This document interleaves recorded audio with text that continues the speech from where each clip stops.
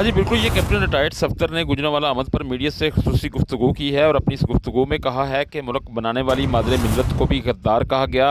एटमी programme की बुनियाद रखने वाले एक सियासतदान को कत्ल करवा दिया गया। इस मौका पर कैप्टन रिटायर्ड सफ्दर ने सवालिया अंदाज में कहा कि मोहसिन पाकिस्तान डॉक्टर अब्दुल कदीर के साथ कैसा सलूक किया गया।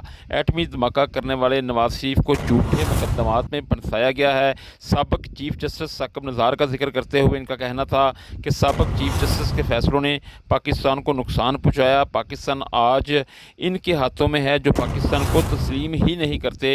हुकूमत मुकम्मल तौर पर बुखलाहट का शिकार हो चुकी है। वज़ीर इत्तलात 30 तो दूर की बात 3 के नाम बता दें जो फॉरवर्ड ब्लॉक बनाना चाहते हैं। शहबाज शरीफ के ईमान और भाई की मोहब्बत में शक नहीं होना चाहिए। हमारा मुकाबला इमरान खान के साथ नहीं बल्कि आइन तोड़ने वाले से मुकाबला है। 16 अक्टूबर को गुजरांवाला से आज़ाद पाकिस्तान और वोट को इज़्ज़त दो का आगाज़ होगा। जी।